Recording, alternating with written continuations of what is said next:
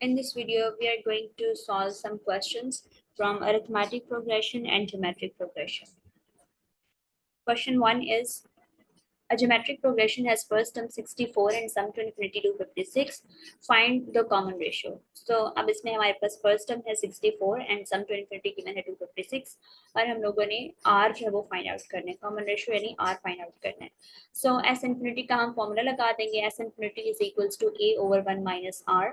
Then इसमें values put कर देंगे. s infinity की वैल्यू हमारे पास गिवन है 256 and a is given as 64. So 256 is equals to 64 over 1 minus r.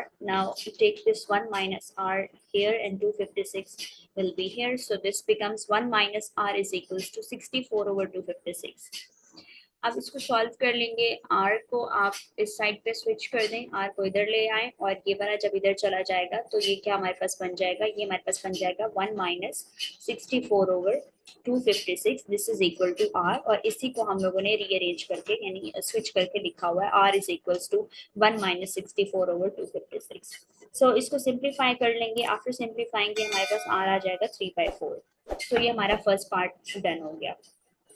Then second part is we need to find the sum of the first 10 terms. So इसका मतलब हमें इसके अंदर S10 find out करना है. So S10 का हम लोग फॉर्मूला लगा देंगे. S10 is equals to A into 1 minus r raised to the power 10 over 1 minus r. आप लोगों ने ध्यान रखना है इस बात को कि ज्योमेट्रिक प्रोग्रेशन के ही इसमें फॉर्मूलाज लगाएं, अरिथमेटिक के ना लगा दें. आप लोगों ने इसको ज्योमेट्रिक प्रोग्रेशन गिवन हो या अरिथमेटिक जो भी गिवन हो उसको हाईलाइट कर लेना ताकि आप लोगों के जहन से ये नहीं करना जाए. ठीक है. सो अब इसमें S10 के फॉर्मूला के अंदर a की वैल्यू पुट कर देंगे, हम लोग r की वैल्यू पुट कर देंगे जो हम लोगों ने अभी प्रीवियस पार्ट में फाइंड आउट किया 3/4. सो 64 into 1 minus 3/4 raised to the power 10 over 1 minus 3/4. इसको कैलकुलेट कर लेंगे. सो S10 का हमारे पास आंसर आ जाएगा 241.583. Okay, moving on to the next question. Question 2. Find the sum of first 10 terms of a geometric progression 81, 54, 36. अब इसमें हमारे पास again we have a geometric progression और उसकी कुछ terms हमारे पास given है. So इसमें से हम लोग डाटा जो है वो एक्सट्रैक्ट करेंगे और जो अननोन होगा उसको हम फाइंड आउट करेंगे. सो फाइंड हमने करना है सम ऑफ फर्स्ट 10 टर्म्स यानी कि S10 हम लोगों ने फाइंड आउट करना है. सो इसलिए हमारे पास n इज इक्वल्स टू 10 हो गया. a मतलब फर्स्ट टर्म हमारे पास गिवन है 81, सो a इज इक्वल्स टू 81. और सिंस कंसेक्टिव टर्म्स गिवन है ज्योमेट्रिक प्रोग्रेशन की तो हम r फाइंड आउट कर सकते हैं. r फाइंड करने के लिए हमारा फॉर्मूला क्या है, r is equals to next term over previous term. So r is equal to next over previous. This means 54 over 81 हम लोग करेंगे. So this is 2/3. उसके बाद S10 का फॉर्मूला लगा दें. S10 is equals to a into 1 minus r raised to the power 10 over 1 minus r. और इसके अंदर सारी जब वैल्यूज सब्स्टिट्यूट करके फिर इसको कैलकुलेट करें तो आंसर हमारे पास आ जाएगा 238.786. Next we have second part, the sum of all the terms in the arithmetic progression 180, 175, 170 up to 25. So अब इसके अंदर हम लोगों ने सम फाइंड आउट करना है इन सारी टर्म्स का, but this time the progression is arithmetic. So arithmetic progression है, हमारे पास टर्म्स गिवन है और इनका हमने सम फाइंड आउट करना है. सो इसके लिए डाटा लिख लेते हैं. हमारे पास a यानी फर्स्ट टर्म हो जाएगी 180. डिफरेंस d कैसे निकालेंगे. अब अरिथमेटिक के लिए जो कॉमन डिफरेंस है वो निकालने का फॉर्मूला क्या है, next term minus previous term. So this means 175 minus 180 करेंगे हम लोग. सो 175 माइनस 180 करने से आपके पास -5 इसका जो है वो d आएगा. ठीक है. सो d is -5 and a n means के लास्ट टर्म हमारे पास जो वो क्या है 25 है. सो ये भी हम लोगों ने लिख दिया. अब उसके बाद सम का जो फॉर्मूला है उसको यूटिलाइज करने के लिए we need to find out n, because उसके फॉर्मूले में n यूज होता है तो हमें n पुट करना पड़ेगा. सो इसलिए पहले हम n फाइंड आउट करेंगे, उसके बाद हम सम का जो फॉर्मूला है वो लगा के तो सम फाइंड आउट करेंगे इन सारी टर्म्स का. सो a n का फॉर्मूला लिख दें. a n is equals to a plus n minus 1 into b. अब इसके अंदर हम लोगों ने जो भी हमारे पास वैल्यूज अवेलेबल है वो सारी सब्स्टिट्यूट कर देनी है. a n की वैल्यू 25 है, 25 पुट कर देंगे इज इक्वल्स टू a की वैल्यू 180 पुट कर दी प्लस n स्टिल अननोन है. सो n को हम n ही रहने देंगे, n माइनस 1 इंटू d जो अभी हम लोगों ने फाइंड आउट किया है -5. इसके बाद जो है वो सिंप्लीफिकेशन करनी है. ये जो 180 है दूसरी साइड पे जाके माइनस हो जाएगा. सो 25 माइनस 180 और ये जो -5 है या के इधर डिवाइड हो जाएगा. So 25 minus 180 divided by -5 is equals to n-1. इसको सिंप्लीफाई करेंगे, आंसर आ जाएगा 31. So 31 is equals to n-1. Take this -1 to the other side, so n is 32. अब हमारे पास n फाइंड आउट हो गया है. Now we can apply the formula for the sum. So अब हम लोगों ने सारी जो भी हमारे पास टर्म्स हैं उनका सम फाइंड आउट करना है. टोटल हमारे पास 32 टर्म्स है. अभी हम लोगों ने n फाइंड आउट किया.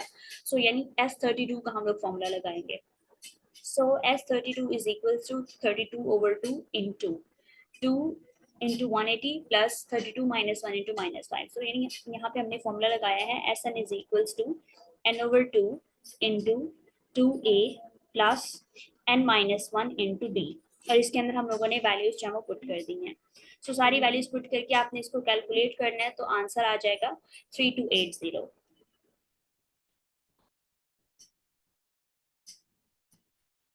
Next we have question 3. A geometric progression has 6 terms. The first term is 192. So now the progression is geometric, having 6 terms. First term is 192 and the common ratio is 1.5. Then we have arithmetic progression here as well. Now the arithmetic progression has 21 terms and the common difference is 1.5. Same. Given that the sum of all the terms in the geometric progression is equal to the sum of all the terms in arithmetic progression. So this means a sum from geometric progression and sum from arithmetic progression, these are going to be equal.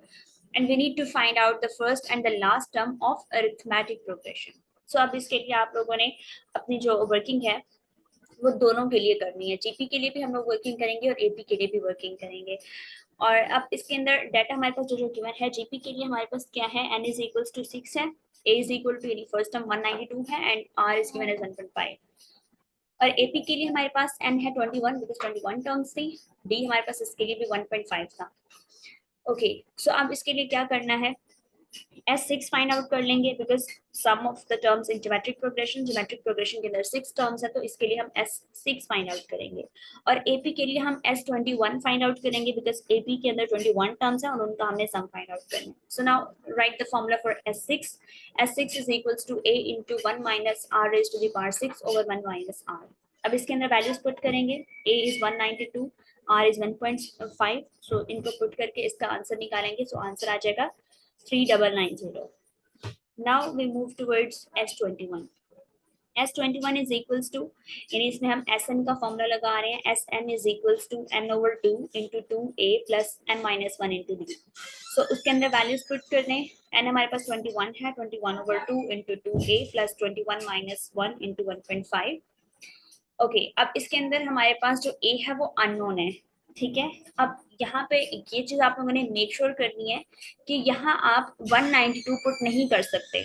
Y? Because a is equal to 192 was for geometric progression. So इस a की value को हम arithmetic progression के अंदर use नहीं कर सकेंगे. ठीक है, सो ये यहाँ पे a जो है वो आपको अननोन ही रखना है. Okay, so now this can't be solved further because a is unknown, but we have a condition कि जो sum of arithmetic progression था वो is equals to has sum of the geometric progression. So this means S21 is equals to S6. Okay, अब S6 का answer हमारे पास 3990 है. इसको आप ऐसे भी लिख सकते हैं S6 is equals to S21. तो S6 की जगह पे 3990 पुट कर देंगे और S21 की जगह पे ये सारा एक्सप्रेशन हम लोग पुट कर देंगे. नेक्स्ट इसको हम लोग करेंगे सिंप्लीफाई. सो ये 2 इधर डिवाइड हो रहा है, इधर जाके मल्टीप्लाई हो जाएगा. तो 7980 is equals to 21 into 2a plus 30. अब इसमें से a को हम लोगों ने फाइंड आउट करना है. सो a को सेपरेट आउट करके a फाइंड आउट कर देंगे. a is equals to 175 आ जाएगा. ओके, सो ये हम लोगों ने फर्स्ट टर्म फाइंड आउट कर ली है अरिथमेटिक प्रोग्रेशन की. उन्होंने फर्स्ट टर्म भी पूछी हुई है और लास्ट टर्म भी पूछी हुई है. So now we are going to find out the last term. Since we have total 21 terms in AP, so this means last term is going to be A21. So now the formula for an is equals to a plus n minus 1 into d, and we need to find A21. So just put n is equals to 21. So A21 is equals to इसमें ए हमारे पास 175 था जो अभी हम लोगों ने find किया, plus 21 - 120 into D is 1.5। इसको सिंप्लीफाई करेंगे तो आंसर हमारे पास आ जाएगा 821 का 205।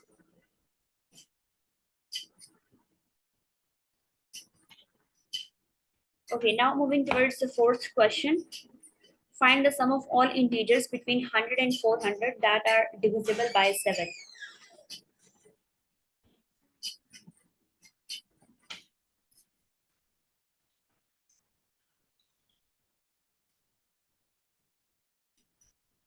Find the sum of all integers between 100 and 400 that are divisible by 7. So, अब इसके अंदर हम लोगों ने क्या करना है कि 100 से ऑनवर्ड हमने देखना स्टार्ट करना है कौन सा हमारा पहला नंबर आता है जो 7 से डिविजिबल होगा। So you will check 101, 102, 103, 104। So 105 आपके पास पहला नंबर है जो 7 पे डिविजिबल है। सो 105 ये हमारे पास फर्स्ट हो जाएगा। फिर उसके बाद इसके सेकंड जो नंबर होगा वो हमारे पास कैसे आएगा, इसमें आप 7 ऐड कर दें। सो 105 प्लस 7 ये हमारे पास सेकंड नंबर होगा। अब उसके बाद थर्ड नंबर कैसे आएगा, 105 प्लस 2 इंटू 7 कर देने से। उसके बाद नेक्स्ट नंबर कैसे आएगा, 105 प्लस 3 इंटू 7 करने से, एंड सो ऑन। और जैसे लास्ट से भी आप लोगों ने चेक करना है कि 400 से पीछे जो नंबर्स पड़े हुए हैं उनको आप चेक करके देखेंगे कि कौन सा नंबर ऐसा जो 7 से डिविजिबल हो जाएगा। सो 399 को भी जब आप चेक करेंगे तो since that is divisible by 7, so last number इसका मतलब कि हमारे पास 399 है।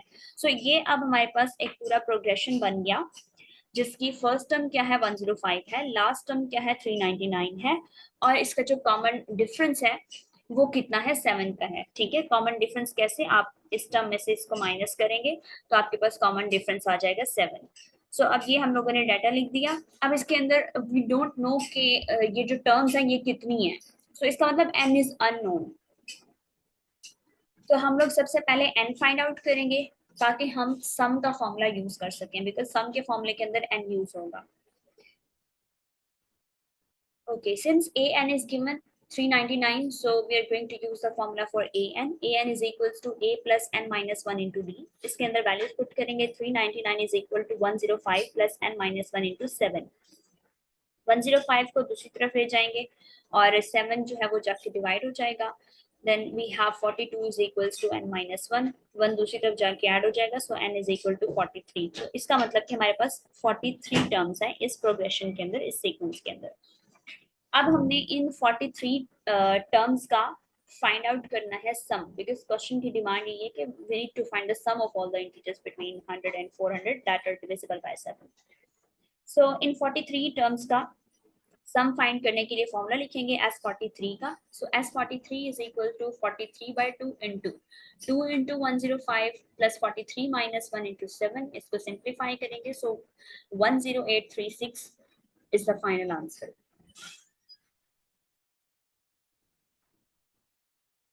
Next, we have part B. The first three terms in a geometric progression are 144, x and 64 respectively, where x is positive. We need to find the value of x. Okay, इस time का question भी काफी दफा आता है जिसमें आपको 3 consecutive terms देके और इसमें से वेरिएबल जो है वो इंट्रोड्यूस करा दिया जाता है उन टर्म्स के अंदर, और फिर आपने इसको जो है वो फाइंड आउट करना है। अब since the progression is geometric, तो इसका मतलब हम इसके अंदर कॉमन रेशियो का ही कॉन्सेप्ट लगा सकते हैं, नेक्स्ट ओवर प्रीवियस का ही। तो इसके अंदर हम लोग यही कॉन्सेप्ट यूज करेंगे, नेक्स्ट ओवर प्रीवियस का। तीन हमारे पास कंसेक्यूटिव टर्म्स की मैंने पहली 144 है, दूसरी x है और तीसरी जो है वो 64 है। अगर हम इन दो टर्म्स से r फाइंड आउट करने की कोशिश करें तो वो हो जाएगा x ओवर 144। अगर इन दो टर्म से हम लोग r फाइंड आउट करने की कोशिश करें तो वो हो जाएगा 64 over x। And since r is same throughout the sequence, so इसका मतलब कि ये वाला r और ये वाला r दोनों सेम होंगे। So that's why we have equated x over 144 and 64 by x। इनको इक्वेट करके देन हम लोगों ने क्रॉस मल्टीप्लिकेशन कर देनी है। So X square is equals to 64 into 144। इसको सिंप्लीफाई करेंगे तो x इज इक्वल टू 96 आएगा, एंड पे स्क्वायर रूट भी लेना है। और नेगेटिव टर्म हमने नहीं लेनी बिकॉज स्टेटमेंट में मेंशन था कि x इज पॉजिटिव, सो इसलिए हम लोगों ने x इज इक्वल टू सिर्फ पॉजिटिव 96 ही आंसर लिए। Then we have the second part. We need to find the sum to infinity of the progression. Okay. Now we have the value of x which is 96. So this means कि अब जो हमारा progression है वो है 144, then we have 96 and then we have 64. So इन तीनों से हम लोग r find out कर सकते हैं. This means r हम कैसे find out करेंगे? Next over previous यानी x over 144 and x was 96. So 96 over 144 r हमारे पास आ जाएगा 2/3. उसके बाद हम टू इन्फिनिटी का फॉर्मूला लगाएंगे. s infinity is equal to a over 1 minus r और ये फॉर्मूला लग जाएगा 144 over 1 minus 2/3. इसको सिंप्लीफाई करेंगे तो आंसर आ जाएगा 432. Next we have question number 5. The second term of a geometric progression is 3 and the sum to infinity is 12. Now the progression is geometric and the second term is given as 3 and sum to infinity is 12. So geometric progression जो होता है उसके अंदर हमारे पास A N का formula होता है. A N is equals to A into R raise to the power N minus 1. इसका मतलब ए टू क्या होगा? A two would be A into R raise to the power 2 minus 1 with simply A R. So इसका मतलब A to जो है वो क्या है? ए आर है. सो दैट्स व्हाई हमने लिखा हुआ है कि A two is 3 and S infinity 12. उसके बाद ए टू का फॉर्मूला लगा दें, वो क्या है? A R raise to the power 2 minus 1. This is equal to 3. This means A R is equal to 3. अब यहाँ से आप r को सब्जेक्ट बना लें. ठीक है. सो r को जब हम सब्जेक्ट बनाएंगे वो हो जाएगा r is equal to 3 over a और यही r की वैल्यू हम यूटिलाइज करेंगे s इन्फिनिटी के फॉर्मूले में. Since s infinity is given as 12, अब इसका फॉर्मूला लिखेंगे. s infinity is equal to a over 1 minus r. s infinity की जगह पे 12 पुट करेंगे. 12 is equal to a over 1 minus, अब r की जगह पे हम ये जो अभी फाइंड आउट करके आए हैं एक्सप्रेशन, ये पुट करेंगे 3 over a. So 3 over a put कर दें. उसके बाद क्या करना है? उसके बाद लेना है एलसीएम. डिनोमिनेटर में, numerator same as it is, denominator में आ जाएगा एलसीएम 1 minus 3 over a. इसका एलसीएम लेंगे. एलसीएम आ जाएगा a. ठीक है. a 1 के साथ जाके मल्टीप्लाई होगा. So this is a and then minus we have 3. So a minus 3 over a. So in the denominator now we have a minus 3 over a. अब ये जो a है ये जाके न्यूमरेटर के साथ मल्टीप्लाई हो जाएगा. थर्ड प्लेस पे पड़ा हुआ है. ठीक है. So 12 is equal to a square over a minus 3 आ जाएगा. अब उसके बाद ये जो a minus 3 है ये दूसरी तरफ 12 के साथ जाके मल्टीप्लाई हो जाएगा. So 12 into a minus 3 is equal to a square. Then 12 को ब्रैकेट के अंदर मल्टीप्लाई करा दें. So 12a minus 12 3 is 36. This is equal to a square. अब a स्क्वायर को इसी साइड पे रहने दें और 12a को इस साइड पे शिफ्ट कर दें, 36 को इधर शिफ्ट कर दें. So this becomes a square minus 12a plus 36 is equals to 0. और उसके बाद आप इसकी या तो फैक्टराइजेशन कर लें या फिर आप इसको क्वाड्रेटिक फॉर्मूला से सॉल्व कर लें, जिस तरह भी आप सॉल्व करना चाहें. अदरवाइज ये सिंपल सी स्ट्रेट अवे ये एक आइडेंटिटी बनती है. आप इसको लिख सकते हैं a square minus 2 into a b and here we have 6 square, so b is 6, so you can write it as 6. 6 2 is 12, so this becomes minus 12a again. And if we close this identity, so ये identity कैसे close होगी? a minus 6 whole square से. ठीक है. so a square minus 2ab plus b square इसको हम लोगों ने close कर दिया a minus 6 whole square. so इधर से आपके पास आ जाएगा a is equals to 6.